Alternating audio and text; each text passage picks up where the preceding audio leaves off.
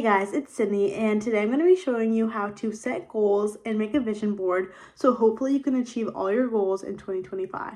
To start off, I'm making this video about mid-January, so obviously the new year has passed, but if you have goals, it doesn't matter what time of the year it is, you can always make a vision board so that you have a visual representation of what it is that you want to achieve, and you can have a constant reminder to look at. I'm going to be taking you through a 3-step process, starting with goals, then finding the pictures, and then finally putting the vision board together. To start things off, what is a goal? A goal is something that you achieve, and it's normally an outcome of putting in some sort of effort. So in order to achieve a goal, it's best to have a plan so that you know the steps you need to take to reach that goal. So when you're looking at goals, it can be helpful to divide it into health, financial, relationship, travel, career, spiritual, just so that you're looking at your life as a whole and not really focusing in on one specific area. But it really depends on you as a person and where you're looking to grow. Maybe this year you really have a lot of financial goals or a lot of career goals, and in that case you might have more in those areas than others. But just as a starting point, it can be good to look at all those areas because you might come up with something in your head that you've been wanting to work on but you kind of forgot about. And when you're setting a goal, you want it to be a SMART goal. So SMART goal stands for specific, measurable, achievable, relevant, and time bound. So for example, I have a small Etsy business. One of my goals is to have 3,000 sales. So to make this a SMART goal, specific, my goal is to have 3,000 sales on Etsy. Measurable, I can measure this because once I hit the 3,000 sales, it will say that on my shop. Achievable, I know this is achievable because currently I have over 2,000 sales. So the next milestone for me to hit would be 3,000. Relevancy, I want to grow my shop. So this is a very relevant goal to growing. And then time bound, I want to reach 3,000 sales by the end of April. So when I'm tracking my progress, I will be looking to see every week how close I will be to reaching that goal until April. And when you have these goals, it's very important to also be looking at your progress, because a lot of time you might set a goal and then forget to look back on it and see how far you've come and what's working, what isn't. So having a little bit of time to reflect is integral to goal setting.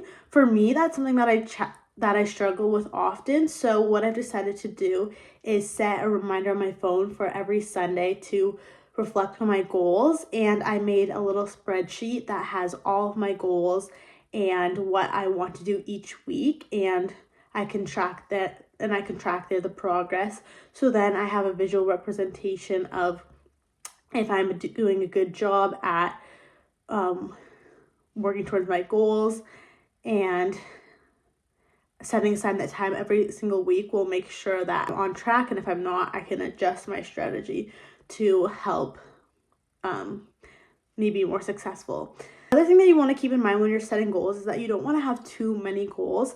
It's really easy, especially at the beginning of the year, to have a long list of goals that you want to achieve, but sometimes when you have so many goals, you get overwhelmed and then you end up achieving none of them. Choose about 3 to 5 goals that will allow you to really focus on those goals and put in the effort that you need to achieve them. And then once you achieve those goals, then you can start moving on to the next, or you can slowly start introducing new ones. But I would highly recommend just choosing a handful of goals to start with first.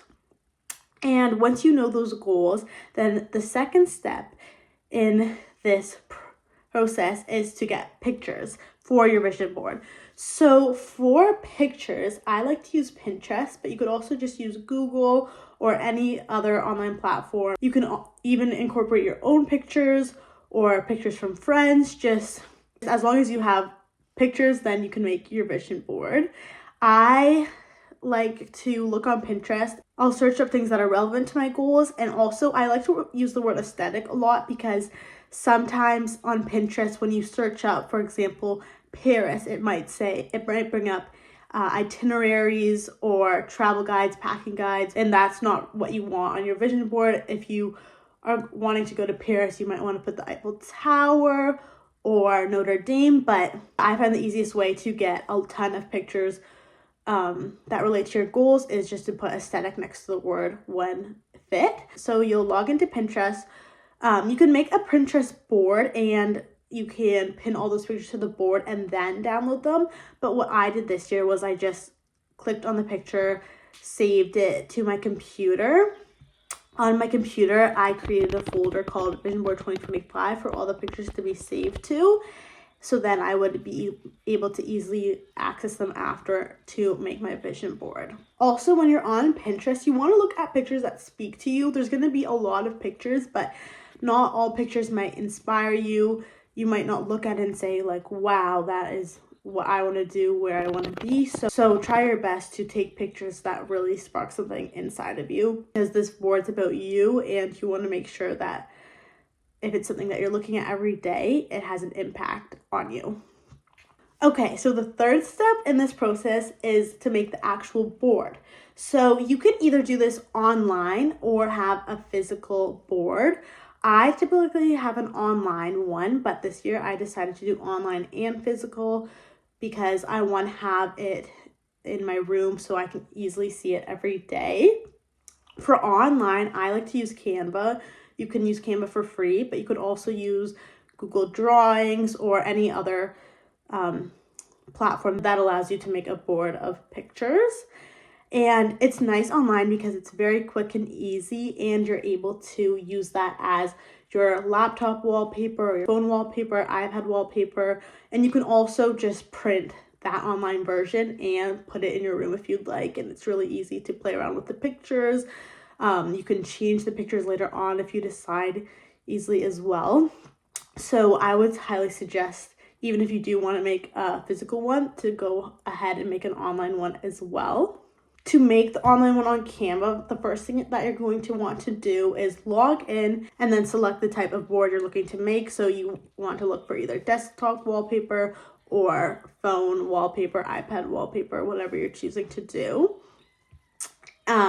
Then once you've chosen that, you can go ahead and upload the pictures that you've saved to your computer or phone. And then once you upload them, then that's where it gets the fun part. You can play around and arrange them however you would like. And then once you have gotten it to be to your liking, you can go ahead and download it and set it as your laptop wallpaper, print it, or do whatever you want with it. So that's how you make a digital vision board. Now I'm going to go into how to make a physical one. Once you have all your pictures ready and saved into a folder on your laptop or saved onto your phone, you are going to want to find a place to print these pictures. You can also print them at home if you have a colored paper or are able to print the pictures in another way. If you don't, you can just find a store near you that can print pictures. So I live in Canada, and the quickest place to get it done is either Staples or Walmart.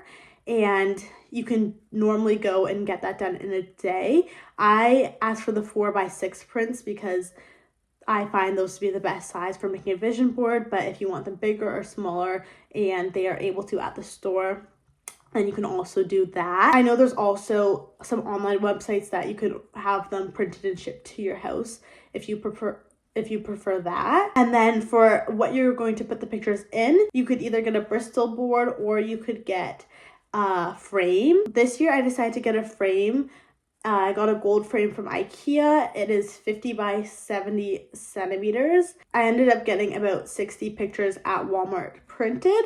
So I'll let you guys know if that was too much or just the right amount. One of the benefits of making a physical board is that you're able to cut around pictures, layer them on top of each other, just really get creative in how they are arranged, which you can also do online, but it might be a little bit more difficult depending on what platform you're using. So it allows you to really customize it to fit you the best. And once you have it made, you can set it up somewhere that you're going to see it constantly, which will help you remember what it is that you want to achieve this year. So now I'm going to make my physical board, so I'll take you guys along with me on the process. Okay, so I'm realizing now that I have way too many pictures for this board, but that's okay because I'm going to do my best to cut and make some a little bit shorter so that I can fit some more in. Get them all, and that's okay. Like, for example, I have this one that says confidence. I can cut, like, so it's just the word instead of the whole entire page. So I'm going to play around with it, and I'll show you guys what I come up with. Also, for reference, this would fit about 15 4x6 pictures, I would say. The size of the inside of the border of the frame that I'll be covering is 40 by 50 centimeters.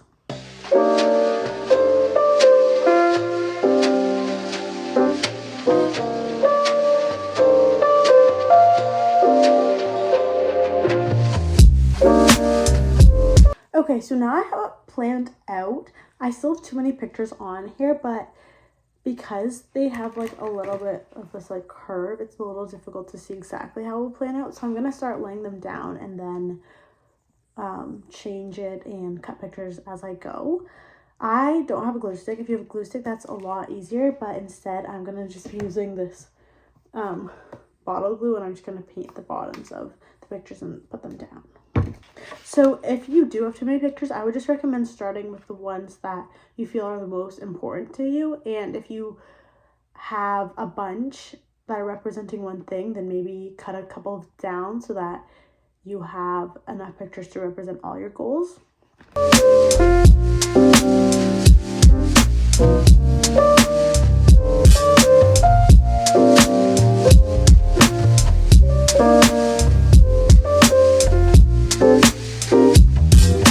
Okay, so I'm all done now. I would say that took probably around an hour, but it was so much fun to be able to like play around with it and cut everything out. I actually got way more on this board than I thought I was going to, and I like that I was able to layer things because it allowed me to get so many more pictures in and give a really cool effect.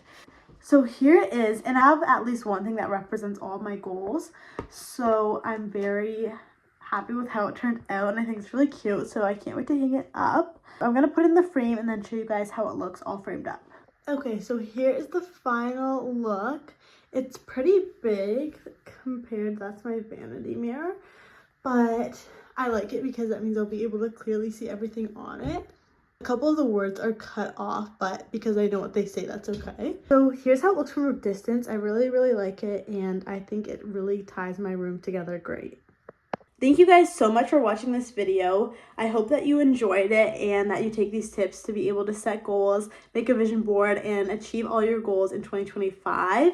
If you have any questions or suggestions, please leave them down below, and subscribe for more videos like this. Bye!